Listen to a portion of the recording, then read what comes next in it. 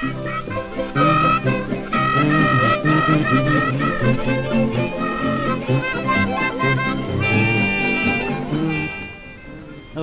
and here we are in Salzburg. We're talking with Stephen Wheeler. And Stephen, last night we talked about some of the things that are appearing in your forthcoming book. Mm-hmm. Give us a few, highlights, things of interest.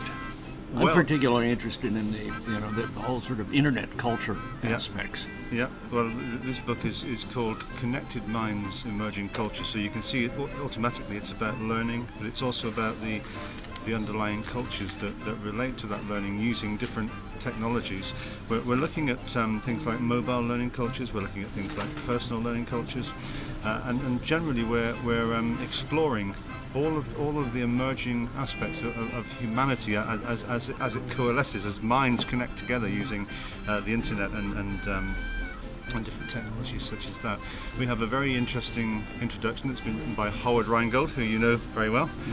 He's done a very good job on that, and there are some very good authors, people like Graham Atwell and Mark Kramer and so on. What are some of the topics that are covered?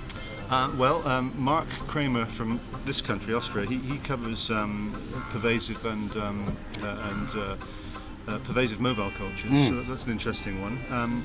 I cover digital tribes and virtual clans, which is one of my pet hobbies. Being a psychologist, I'm looking at people's behaviour in cyberspace, how they adopt different practices which are kind of distinctly separate from other little clans. So for instance, we compare Flickrites against Facebookers, and we look at the different behaviours there, and how they create their artifacts, and how they address each other, and how they relate to each other, and how they connect using images or using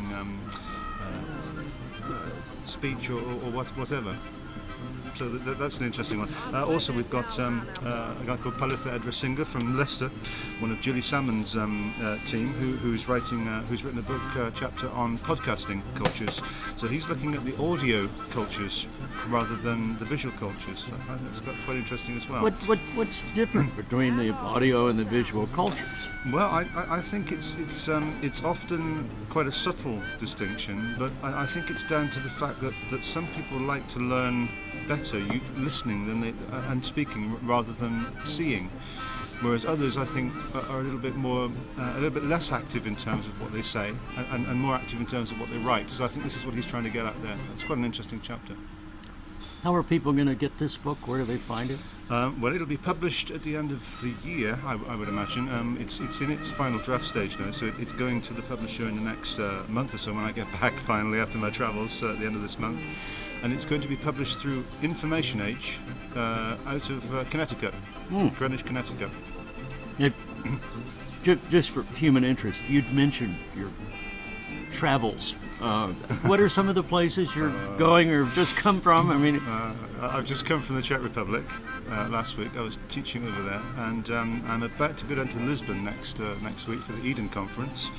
Following that, the week after that, I'm in Warsaw. I'm keynoting the Virtual Universities Conference in Warsaw University. And then I have a couple of weeks home in England before I go off to Kuala Lumpur in Malaysia to help to chair the IFIP conference out there. So it's a busy time. That is fantastic. I tell you what, Stephen, get one of these little flip cameras, and you can just carry it around, and let us watch the movie as it unfolds. I think I will. Yeah. Thank you very much.